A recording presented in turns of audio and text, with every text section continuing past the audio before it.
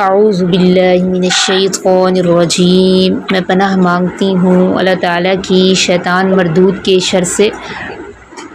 بسم اللہ الرحمن الرحیم، میں شروع کرتی ہوں اللہ تعالیٰ کے بابرکت نام سے جو بڑا مہربان نہایت رحم کرنے والا ہے۔ ہمارا آج کا سبق سورۃ البقرہ آیت نمبر 165 سے شروع ہوگا۔ وَمِنَ النَّاسِ، اور لوگوں میں سے، من جو شخص یتخذ بنا لیتا ہے، من دون اللہ اللہ کے سوا کو، اندادن شریک، یہ ند کی جمع ہے انداد، ہم مثل یا ہم پلا کو کہتے ہیں، ٹھیک ہے، شریک کے لیے لفظ استعمال ہوتا ہے، اندادن شریک، یحبونہم، وہ محبت کرتے ہیں ان شریکوں سے، کا جیسا کہ حب اللہ، محبت کی جاتی ہے اللہ سے، والذین، اور جو لوگ آمنوا، ایمان لائے ہیں، اشد، وہ زیادہ سخت ہیں، اشد یہ کمپیریٹیو ڈگری ہے، دوسرے کے مقابلے میں زیادہ سخت، اور جو لوگ ایمان لائے ہیں وہ زیادہ سخت ہیں، حب للہ، حب کہتے ہیں محبت کو، وہ زیادہ سخت ہیں اللہ کی محبت میں، ولو، اور اگر، یرا، دیکھ لیتے، الذین، وہ لوگ، ظلموا، جنہوں نے ظلم کیا ہے، اس جب، یرونا، جب وہ دیکھتے ہیں، العذاب، عذاب کو، کیا دیکھ لیتے؟ اور اچھا یہاں پہ بعض مفسرین نے یرا کا ترجمہ سمجھ لینا بھی کیا ہے، ٹھیک ہے، اگر سمجھ لینا بھی اس کا ترجمہ کریں تب بھی یہ ٹھیک مطلب بنتا ہے۔ یرا ان دونوں معنوں میں استعمال ہوتا ہے، سمجھنا یا دیکھنا، اور اگر سمجھ لیتے وہ لوگ جنہوں نے ظلم کیا، جب وہ دیکھتے ہیں عذاب کو، کیا سمجھ لیتے؟ ان القوۃ للہ جمیعا، کہ بے شک طاقتیں اللہ ہی کی ہیں ساری کی ساری، وان اللہ، اور بے شک اللہ، شدید العذاب، سخت عذاب دینے والا ہے۔ پچھلی آیت میں کیا پڑھا تھا آپ نے؟ آیت نمبر 164 میں کیا پڑھا تھا؟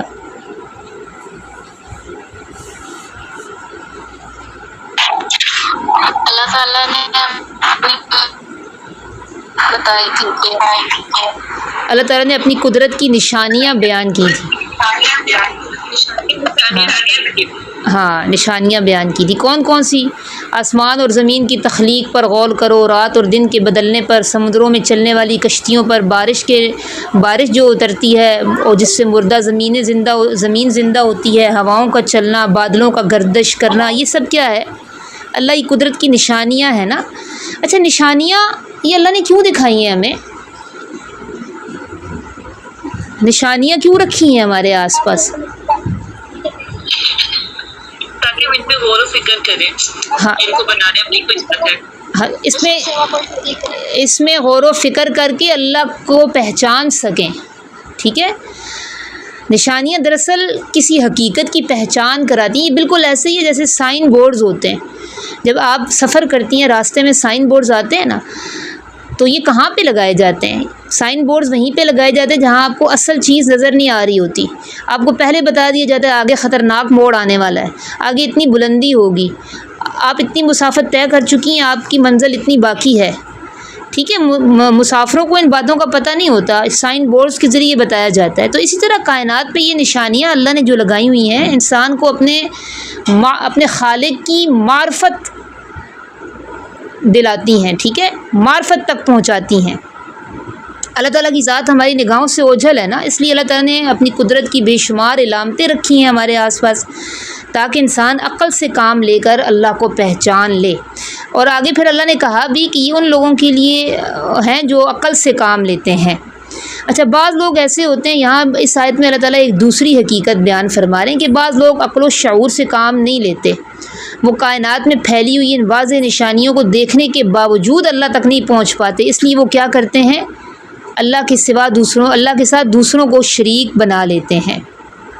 حالانکہ اللہ کے جتنے احسانات ہیں اور جتنی نشانیاں ہمارے آس پاس ہیں نا، ان سب کا تقاضا تو یہ ہے کہ ہم اللہ کو پہچانیں، اسی سے محبت کریں، اسی کی عبادت کریں، لیکن کچھ لوگ ایسا نہیں کرتے۔ نہ صرف یہ لوگ دوسروں کو معبود بناتے ہیں، بلکہ اللہ تعالیٰ کہہ رہے ہیں ان سے محبت بھی ایسے کرتے ہیں جیسے محبت صرف اللہ سے ہونی چاہیے۔ کیا مطلب اس کا کیا مطلب ہے؟ یعنی وہ اللہ جیسی صفات ان جھوٹے خداؤں کے میں بھی مانتے ہیں، ان میں بھی تسلیم کرنے لگتے ہیں۔ جیسی صفات اللہ کی ہیں ایسی صفات ایسا ہے کہ نہیں ہے؟ آج سوسائٹی میں ایسا ہو رہا ہے کہ نہیں ہے؟ لوگوں کو اللہ کی معرفت نہیں ہے نا، ٹھیک طرح سے اللہ کی پہچان نہیں ہے، اس لیے تو بعض لوگوں نے دیکھیں درختوں کو بھی سجدے کرنا شروع کر دیے، پتھروں کو بھی سجدے کرنا شروع کر دیے۔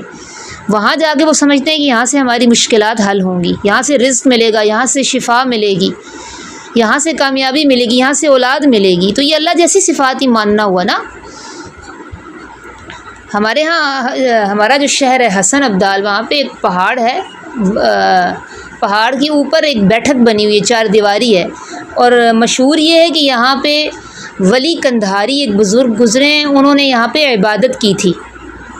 اچھا، ان ولی کندھاری کا اصل مزار تو افغانستان کے شہر کندہار میں ہے، صرف انہوں نے اس جگہ پہ کہا جاتا ہے، جو معروف ہیں چیزیں، کہ اس جگہ عبادت کی تھی اور لوگوں نے وہاں پہ آستانہ بنا کر اب اس جگہ ان پتھروں پر سجدے کرنا شروع کر دیے۔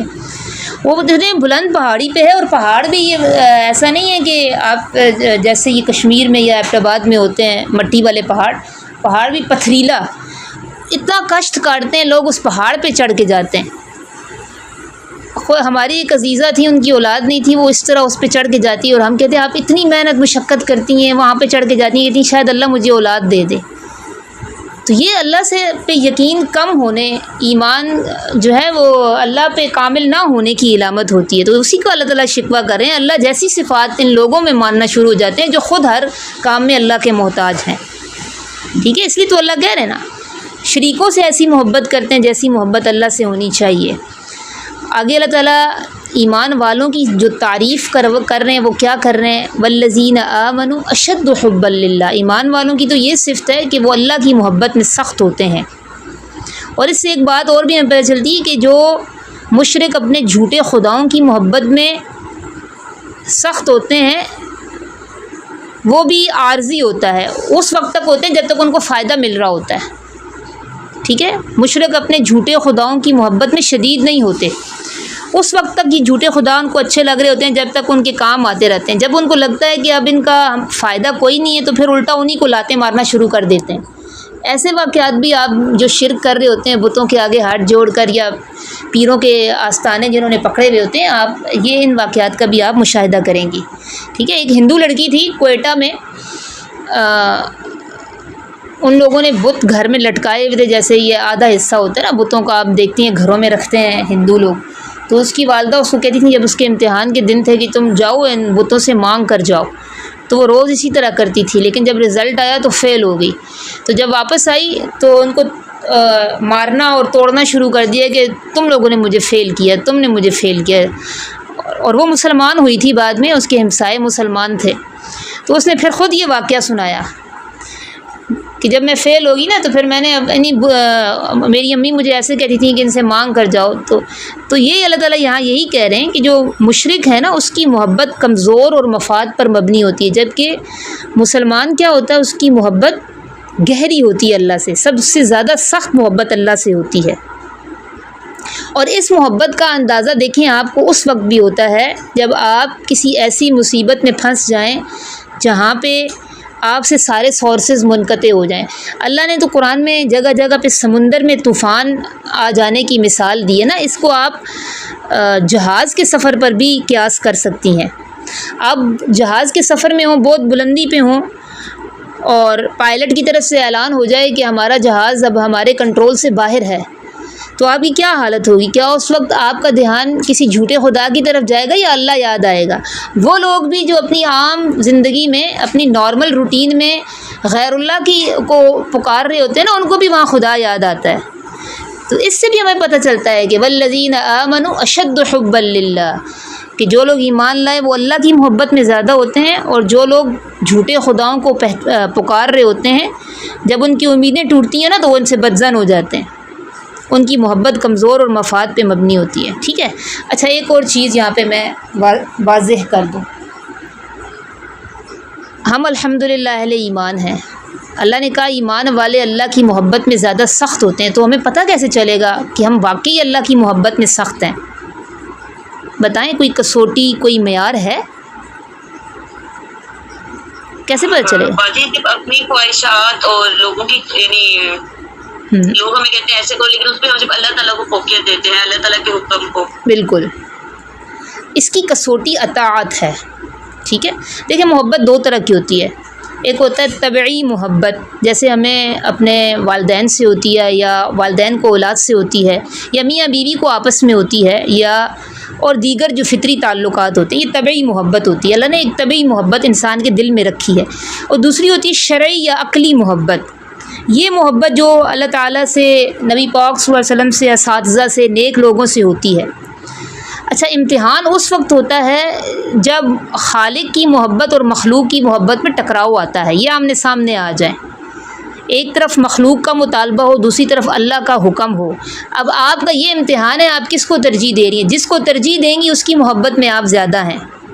اگر آپ اللہ کے حکم کو مقدم کرتی ہیں تو اس بات کی دلیل ہے کہ آپ واقعی اللہ سے اشد حب للہ والی کیٹیگری میں آپ پورا اترتی ہیں. لیکن آج ہم اپنے آس پاس دیکھتے ہیں بعض لوگ بیوی کی محبت میں، یا بیوی شوہر کی محبت میں، یا والدین اولاد کی محبت میں حرام کام بھی کر رہے ہوتے ہیں. ایسی صورت میں پھر یہ محبت کا پیمانہ بالکل واضح ہو جاتا ہے کہ آپ کی زندگی میں ترجیح کس کی ہے. اس لیے نبی علیہ السلام کی بھی اس ضمن میں ایک حدیث ہے، لا طاعت لمخلوق فی معصیت الخالق. خالق کی نافرمانی میں کسی مخلوق کی اطاعت کرنا بالکل جائز نہیں ہے. ٹھیک ہے، تو جب مخلوق کی خواہش اور اللہ کے حکم میں ٹکراؤ ہو تو مومن کو کیا چاہیے کہ وہ اللہ کے حکم کو ترجیح دے، اور یہی اشد حب للہ کا عملی ثبوت ہوگا. آگے اللہ تعالیٰ کیا کہہ رہے ہیں، وَلَوْ يَرَى الَّذِينَ ظَلَمُوا إِذْ يَرَوْنَ الْعَذَابَ. کاش کہ یہ جو ظالم لوگ ہیں، یعنی جو شرک کرنے والے ہیں، شرک کو اللہ تعالیٰ ظلم سے تعبیر کرتا ہے، اور اس کے علاوہ ہر گناہ کو اسلام ظلم ہی کہتا ہے. اور اگر دیکھ لیں وہ لوگ جنہوں نے ظلم کیا، کس چیز کو دیکھ لیں، جب وہ عذاب کو دیکھتے ہیں. دنیا میں عذاب کس صورت میں آتا ہے؟ کبھی زلزلے آ جاتے ہیں، طوفان، سیلاب اور دیگر آفات آتی ہیں نا، تو بعض لوگ آپ کے آس پاس کیا تبصرہ کر رہے ہوتے ہیں کہ بھئی ہر چیز کو گناہوں سے نہ جوڑا کرو، یہ نیچر کا حصہ ہے، نیچر میں یہ ہمیشہ سے ہوتا ہے، آفات بھی آتی ہیں، زلزلے بھی آتے ہیں، سیلاب بھی آتے ہیں. لیکن دیکھیں اسلام ہمیں کیا سکھاتا ہے کہ انسان کو یہ سوچنا چاہیے کہ نیچر کس نے بنائی ہے، اور انسان کو یہ سوچنا چاہیے کہ یہ سب اللہ کی طاقت اور اس کی قوت سے ہو رہا ہے. کائنات خود بخود نہیں چل رہی ہے، بلکہ اللہ کا نظام ہے، اللہ تعالیٰ کی قبضہ قدرت میں ہے. ٹھیک ہے، اللہ نے کہا ہے کہ دنیا اسباب کے تحت ہے، آپ نے اسباب اختیار کرنے ہیں، لیکن اسباب کو مؤثر نہیں سمجھنا. آپ نے یہ نہیں سمجھنا کہ یہ اسباب ہمیں بچائیں گے. مؤثر آپ نے مسبب الاسباب کو سمجھنا ہے. ٹھیک ہے، یعنی یقین آپ نے مسبب الاسباب پر رکھنا ہے، اسباب پر نہیں رکھنا. تو ان حوادث اور آفات سے آپ کو کیا سیکھنا چاہیے کہ طاقت کس کی ہے؟ اللہ کی ہے، یعنی یہ سب اللہ کے قبضہ قدرت میں ہے، اس سے ہو رہا ہے. تو طاقتیں جب اللہ کی ہیں تو عبادت بھی کیا کرنی چاہیے؟ اللہ ہی کی کرنی چاہیے. ٹھیک ہے، ان القوت للہ جمیعا وان اللہ شدید العذاب. تو اس سے بھی ہمیں توحید کا پتہ چلتا ہے. آگے دیکھیں،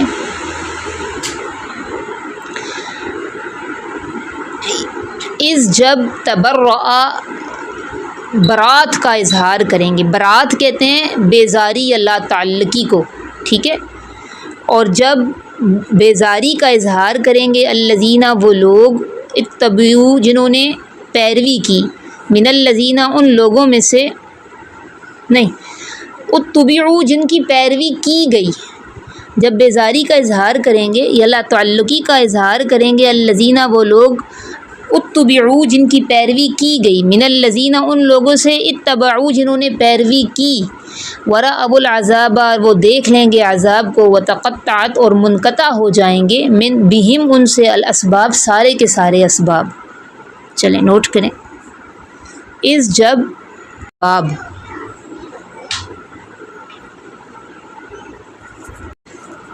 دنیا میں عوام کسی نہ کسی کو فالو کر رہی ہوتی ہے نا. دنیا میں عام لوگ، پبلک جو گمراہ ہوتی ہے، اس کے پیچھے بااثر لوگ ہوتے ہیں.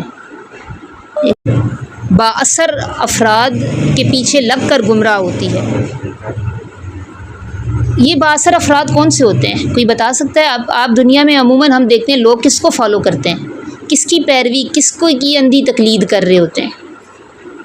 باقی جو اکثر ٹی وی ایکٹرز وغیرہ ہوتے ہیں ہاں وہ بھی دیکھتے ہیں لوگ. ہاں، ان کو بھی ان کی نقالی بھی کرتے ہیں. افضل سمجھتے ہیں.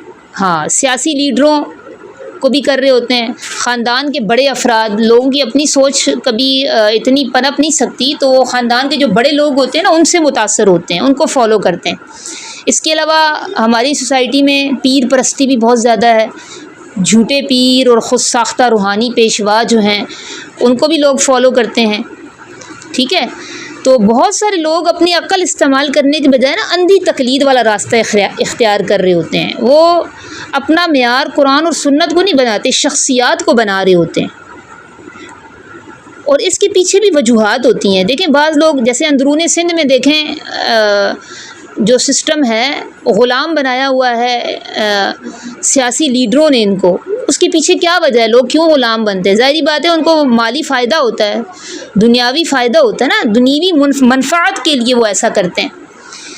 اس کے علاوہ جو گھر میں کر رہے ہوتے ہیں وہ خاندانی دباؤ کی وجہ سے کر رہے ہوتے ہیں اندھی تقلید. ٹھیک ہے، یا ان کی سیاسی وابستگیاں ہوتی ہیں، عام لوگوں کی سیاسی وابستگیاں ہوتی ہیں. میں ابھی کیا کہہ رہی تھی؟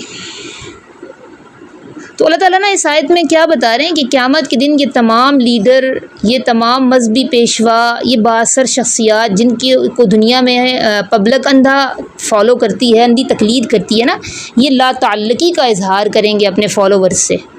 وہ کہیں گے ہمارا ان لوگوں سے کوئی تعلق نہیں ہے، ہم ان کی ذمہ داری قبول نہیں کرتے. وَرَأَوُا الْعَذَابَ، عذاب کو اپنی آنکھوں سے دیکھ لیں گے. وَتَقَطَّعَتْ بِهِمُ الْأَسْبَابُ، اور اسباب کیا ہوتا ہے؟ یعنی وہ تمام وسائل، تعلقات، سفارشیں، طاقتیں اور سہارے جس پر ہم دنیا میں بھروسہ کرتے ہیں نا، وہ سب کے سب منقطع ہو جائیں گے. اقتدار کا اگر کسی کو سہارا ہے کہ یہ ہماری سفارش کرتا ہے، ہم بچ جاتے ہیں، وہ ختم ہو جائے گا. مال و دولت کا اگر کسی کو سہارا ہے، دنیوی فائدوں کا ہے، وہ منقطع ہو جائے گا. کسی کی سیاسی وابستگیاں اس کو کام آتی ہیں، وہ تقطعت بہم الاسباب میں وہ بھی آ جاتا ہے. کسی کا خاندانی اثر و رسوخ کام آتا ہے تو وہ تقطعت بہم الاسباب میں وہ بھی آ جائے گا. اس کے علاوہ جھوٹے پیر اور مرشد اگر وہ کام آتے ہیں دنیا میں تو وہاں وہ بھی بے بس ہو جائیں گے. ٹھیک ہے، آگے دیکھیں. یہ اللہ تعالیٰ ان جھوٹے خداؤں کی بے بسی کو ظاہر کرنے کے لیے کر رہے ہیں. ٹھیک ہے، تو انسان کو کیا چاہیے؟ کس کو فالو کرے؟ کس کو فالو کرے؟ ہاں، اللہ سبحانہ وتعالیٰ کو. اور اللہ نے معیار بتایا صحابہ، اللہ اور اس کے رسول کے بعد صحابہ ہیں. وقال الذین، اور کہیں گے وہ لوگ، نتبعوا، جنہوں نے پیروی کی تھی، لو کاش، ان، کہ بے شک، لنا، ہمارے لیے ہو، کرتن، کرتن کا مطلب ہے دوبارہ لوٹنا. فنتبرأ، پس ہم بھی بیزاری کا اظہار کریں گے، ہم بھی قطع تعلقی کریں گے، منہم، ان سے، کما، جیسا کہ تبرؤ، یہ بیزاری کا اظہار کر رہے ہیں، منا، ہم سے. کذالک، اسی طرح، یریہم اللہ، دکھا دے گا ان کو اللہ، اعمالہم، ان کے عمل، حسرات، پچھتاوا بنا کر، حسرت بنا کر، علیہم، ان پر، وما ہم بخارجین من النار، اور نہیں وہ نکل سکیں گے آگ سے. پچھلی آیت میں اللہ تعالیٰ ان لوگوں کا بتا رہے ہیں جن کی دنیا میں اندھی تقلید کی جاتی ہے کہ وہ اپنے فالوورز سے کیسے اعلان لا تعلقی کریں گے، بیزاری کا اظہار کریں گے. تو جب سارے سہارے تعلقات ختم ہو جائیں گے نا، تو جو فالوورز ہوں گے ان کا رد عمل اللہ تعالیٰ اس آیت میں بتا رہے ہیں. وہ کہیں گے، جنہوں نے دنیا میں اندھی پیروی کی ہوگی، وہ کہیں گے افسوس سے، حسرت سے، کاش کہ ایک مرتبہ دوبارہ واپس جانا ہو دنیا میں، اب ہم بھی ان سے لا تعلق رہیں گے، ان کی اندھی تقلید نہیں کریں گے. ٹھیک ہے، یہ وہ لمحہ ہوگا جب انسان کو سب سے بڑی غلطی کا احساس ہوگا. دنیا میں اگر آپ کی زندگی میں کاش ہو تو کتنا ڈپریشن ہوتا ہے انسان کو، کاش میں نے یہ نہ کیا ہوتا، کاش یہ کام مجھ سے نہ ہوا ہوتا.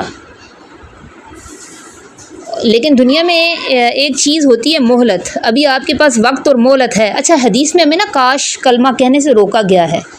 ٹھیک ہے، کہ اگر ماضی میں آپ سے کوئی غلطی ہو بھی گئی ہے نا تو کاش نہ کہیں، اپنی اصلاح کریں، آگے موو آن کریں، آگے بڑھیں. ہمیں کیا کہا گیا ہے کہ کاش کہنے کے بجائے کہیں کہ یہ اللہ کی تقدیر ہے، اس نے جو چاہا وہ کیا. کیونکہ نبی پاک صلی اللہ علیہ وسلم کے فرمان کے مطابق اگر کوئی بندہ کاش کہتا ہے نا تو یہ شیطان کے کام کا دروازہ کھول دیتا ہے. تو پچھتاووں میں گھرے رہنا یہ اسلام ہمیں نہیں سکھاتا، کیونکہ یہ چیزیں مایوسی کی طرف لے کر جاتی ہیں نا، اور مایوسی دلانا یہ شیطان کا کام ہوتا ہے. تو موو آن کرنا چاہیے، کیونکہ ابھی ہمارے پاس مہلت ہے، ہم اپنی اصلاح کر سکتے ہیں. اور وہاں پر کاش ایسا کاش ہوگا کہ ہمارے پاس اب ٹائم اور مہلت یہ چیزیں ختم ہو جائیں گی، اس لیے وہاں پہ زیادہ ڈپریشن ہوگا.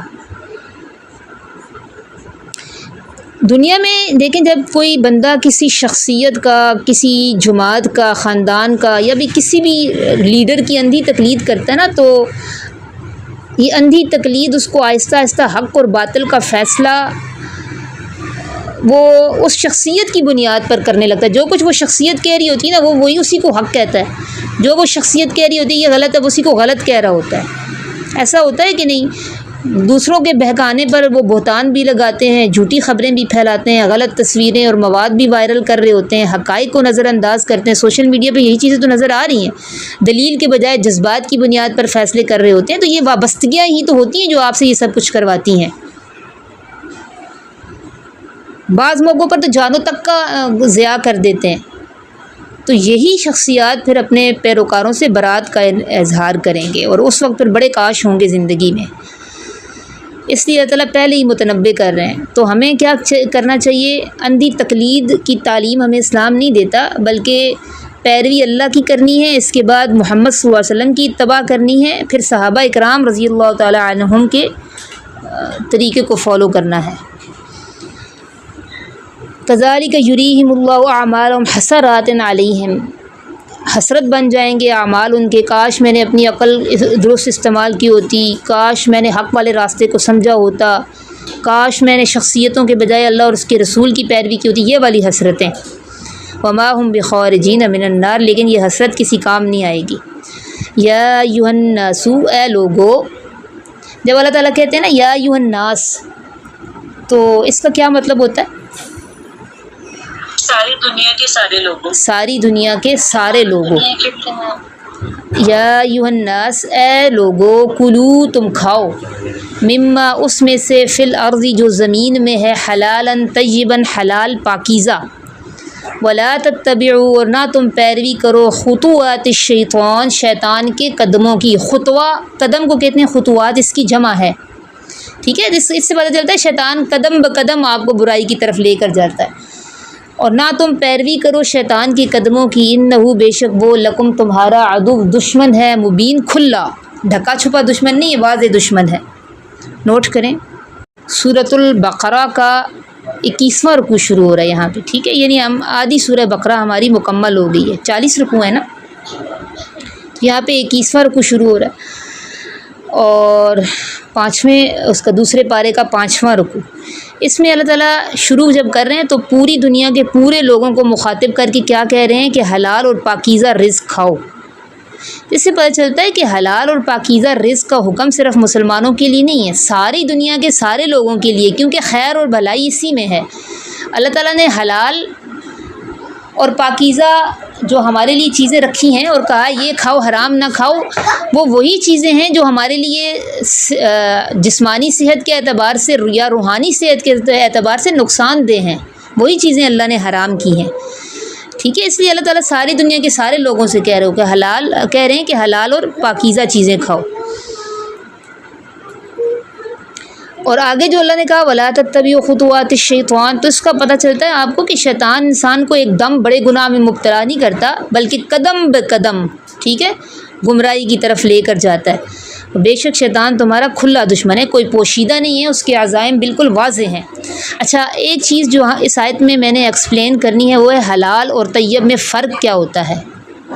حلال کس کو کہتے ہیں؟ دیکھیں، حلال وہ چیزیں ہوتی ہیں جو اللہ تعالیٰ نے نبی علیہ السلام کے ذریعے بتا دیں کہ یہ چیزیں تم نے کھانی ہیں، استعمال کرنی ہے، وہ حلال ہوتی ہیں. حلال کسی چیز کو اپنی طرف سے حلال کرنے کا اختیار انبیاء کو بھی نہیں ہوتا. ٹھیک ہے، حلال وہی چیزیں ہوتی ہیں جن کو اللہ نے حلال کر دیا، اور حرام وہ چیزیں ہوتی ہیں جن کو اللہ نے حرام کر دیا.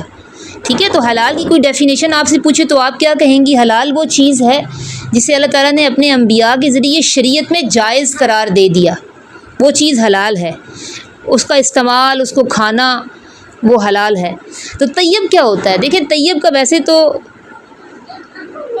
ہوتا ہے مطلب پاکیزہ، تو طیب کا جو مفہوم ہے نا وہ حلال سے زیادہ وسیع ہے۔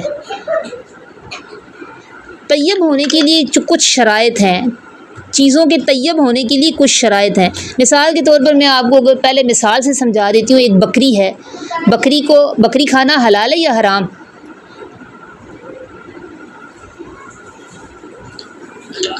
حلال ہے نا، بکری کھانا حلال ہے بھائی۔ تو اگر آپ نے کسی بکری محلے میں کسی کی بندھی ہوئی ہے، وہ کھول کر آپ خود لے آئے اور اس کو ذبح کر کے کھا لیا، تب یہ حلال ہوگی؟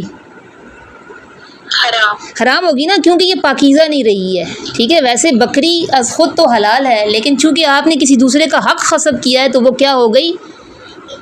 پاکیزہ نہیں رہی ہے، ٹھیک ہے، اس کے یہ طیب نہیں رہی ہے اب، تو اس لیے وہ حرام ہو گئی ہے۔ اس سے اجازت لے ہاں اجازت کے ساتھ پیسہ بھی بھرنا پڑے گا نا بیٹا۔ اچھا، اس کے ساتھ اس کے حصول کا طریقہ بھی درست ہو، ٹھیک ہے۔ اچھا، حلال کا ایک اور بھی طیب کا ایک اور بھی مفہوم ہوتا ہے کہ وہ باسی نہ ہو۔ جو باسی چیز ہوتی ہے نا وہ طیب نہیں ہوتی، حلال تو ہوتی ہے، طیب نہیں ہوتی۔ باسی، بدبودار، آلودہ، جو طبیعت کو ناگوار گزرے، اس کو بھی اسلام کیا کہتا ہے؟ خبیث چیز، طیب نہیں ہے، وہ خبیث چیز ہے۔ میرے خیال میں اب آپ کو طیب کا مطلب سمجھ میں آ گیا ہوگا، ٹھیک ہے۔ طیب وہ ہوتا ہے جس میں پاکیزگی نہ ہو تو وہ حلال، لیکن ایک تو اس کا حصول کا طریقہ درست نہ ہو، یا آپ نے کسی کا حق غصب کیا ہو، یا وہ انسانی فطرت کے مطابق پسندیدہ نہ ہو، اور مضر صحت ہو، تو وہ چیزیں کیا ہوتی ہیں؟ خبیث، وہ طیب نہیں ہوتی۔ چلیں آگے دیکھیں۔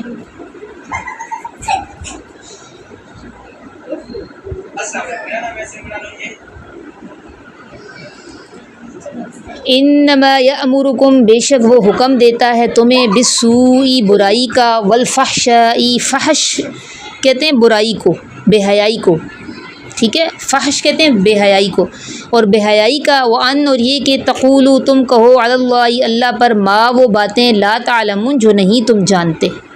نوٹ کریں، انما یامرکم، بے شک وہ شیطان حکم دیتا ہے تمہیں، بے شک وہ حکم دیتا ہے تمہیں۔ پچھلی آیت میں اللہ تعالیٰ نے بتایا کہ شیطان تمہارا کھلا دشمن ہے، اب بس اس آیت میں اللہ تعالیٰ بتا رہے ہیں کہ شیطان کا طریقہ واردات کیا ہوتا ہے۔ بے شک وہ حکم دیتا ہے تمہیں تین چیزوں کا، شیطان کے تین بڑے ہتھیار یا اللہ نے بتائے۔ السوء، برائی، برائی کیا ہوتا ہے؟ برائی دیکھیں ہر وہ کام ہوتا ہے جس سے اللہ کی نافرمانی ہو، وہ سب برائی، وہ ساری چیزیں برائی میں شامل ہیں۔ سوء، ہر وہ کام جو اللہ کی نافرمانی پر مشتمل ہو، وہ کیا ہے؟ السوء۔ اور الفحشاء کہتے ہیں بے حیائی کو، فحش لفظ، فحاشی لفظ، یہ دونوں اردو میں استعمال ہوتے ہیں۔ فحاشی کس کو کہتے ہیں؟ فحاشی میں کیا کیا چیزیں ہوتی ہیں؟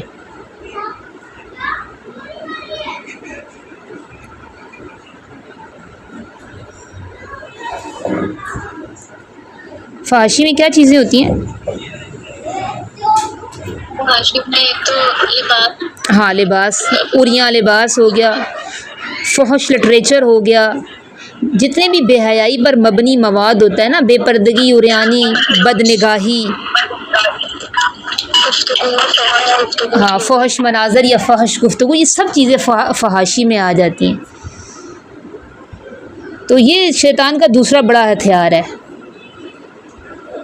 اور تیسرا، اللہ پر بغیر علم کے بات کرو، یہ خطرناک، سب سے خطرناک چیز ہے جس کی طرف شیطان انسان کو مائل کرتا ہے۔ یہ اس کی کیا صورتیں ہوتی ہیں؟ اللہ کی طرف جھوٹی بات کیسے منسوب کرتے ہیں؟ دین میں اپنی طرف سے کوئی حکم گھڑ لیا، وہ دین میں ہے ہی نہیں، یا کسی چیز کو اللہ نے حلال کیا، آپ نے خود اپنی طرف سے حرام کر دیا بغیر کسی شرعی دلیل کے، ٹھیک ہے، یا آپ کو علم ہے نہیں اور آپ اللہ اور اس کے دین کے بارے میں بے بنیاد باتیں کر رہی ہیں، یا اپنی خواہشات یا رسم و رواج کو اللہ کا حکم قرار دے دینا، ٹھیک ہے، یہ ساری چیزیں ہیں، اللہ پہ جھوٹ ماننا۔ اچھا، زمانہ جاہلیت میں کیا ہوتا تھا؟ زمانہ جاہلیت میں بھی ایک رسم تھی، اسلام سے پہلے جو عرب سوسائٹی تھی نا، اس میں لوگ بیت اللہ کا طواف ننگی حالت میں کیا کرتے تھے، لیکن اس کے پیچھے ان کا ایک خاص کنسیپٹ بھی تھا۔ وہ کنسیپٹ ان کا کیا تھا کہ جن کپڑوں میں ہم گناہ کرتے ہیں نا، اب ان کپڑوں میں اللہ کے گھر کا طواف نہیں کر سکتے، اس لیے جس کو جو بھی بیت اللہ کے طواف کے لیے آتا تھا، اگر تو اس کو کپڑے مل جاتے تو وہ ادھار لے کر پہن لیتا، اگر جس کو نہیں ملتے تھے وہ ننگی حالت میں ہی طواف شروع کر دیتا تھا۔ تو یہ ان کی خود ساختہ سوچ تھی جس کے پیچھے کوئی اللہ کی طرف سے حکم نہیں تھا۔ اور اچھا، اس کے ساتھ وہ یہ بھی کہتے تھے واللہ امرنا بہا، ہمیں اللہ نے اس بات کا حکم دیا۔ تو یہ کیا تھا؟ یہ اللہ پر جھوٹ باندھنا تھا نا۔ تو یہی وہ چیزیں ہوتی ہیں جس کی طرف اس آیت میں اشارہ کیا گیا کہ انسان اللہ کی طرف ایسی باتیں منسوب کرنے لگتا ہے جس کا اس کو علم نہیں ہوتا، اور وہ کہتا ہے اللہ نے مجھے اس کا حکم دیا ہے۔ آج سوسائٹی میں ایسی بہت ساری باتیں موجود ہیں، سنی سنائی باتوں کی بنیاد پر لوگ فتوے دے رہے ہوتے ہیں، ذاتی رائے کو دین کا حکم بنا کے پیش کر رہے ہوتے ہیں، ٹھیک ہے؟ تو یہ چیزیں سوسائٹی میں موجود ہیں۔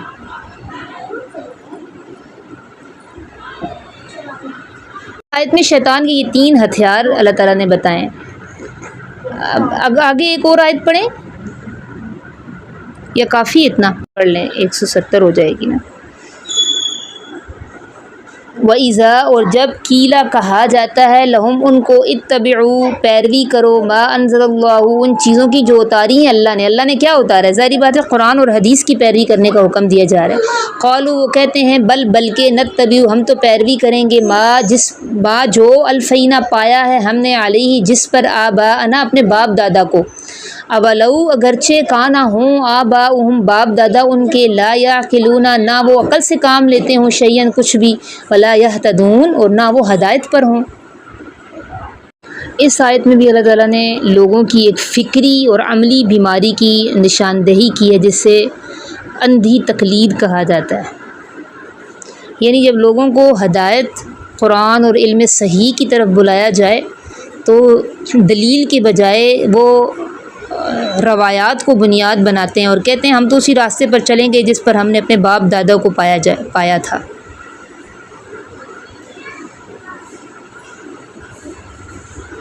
یعنی لوگ آج بھی اپنے ثقافتی رسم و رواج، اپنی خاندانی روایات اور اپنے آبائی طریقوں کو حق سمجھتے ہیں۔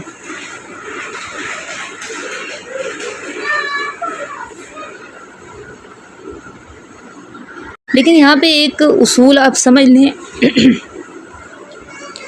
کہ ہر آباء و اجداد کے ہر طریقے کو فالو کرنا یہ غلط نہیں ہے۔ جیسے کہ حضرت یوسف علیہ السلام نے جب قید خانے میں اپنا تعارف کروایا تھا وہاں موجود دوسرے لوگوں کو، تو آپ نے اپنے آباء و اجداد کی مثال دی تھی۔ انہوں نے اپنے دین کو حضرت ابراہیم، حضرت اسحاق، حضرت یعقوب علیہ السلام کی ملت سے جوڑا تھا۔ تو اگر آپ کا آبائی راستہ حق پر ہو نا تو اس کی پیروی اس صورت میں پھر درست ہوتی ہے۔ اسلام نے تو ہمیں واضح معیار بتا دیا ہے کہ خاندان، شخصیت یا رسم و رواج نہیں بلکہ حق اور وحی ہی اصل معیار ہے، ٹھیک ہے؟ اس لیے تو اللہ تعالیٰ نے یہاں پہ ایسے لوگوں کو جواب دیا کہ اگرچہ تمہارے باپ دادا بے ہدایتیں ہوں اور عقل سے کام نہ لیتے ہوں تب بھی تم ان کی پیروی کرو گے، اور ایسا ہے آج بھی لوگ اندھی تقلید کر رہے ہوتے ہیں خاندانی رسم و رواج کی اور روایات کی۔ سبحان ربک رب العزت عما یصفون وسلام علی المرسلین والحمد للہ رب العالمین۔ ربنا تقبل منا انک انت السمیع العلیم۔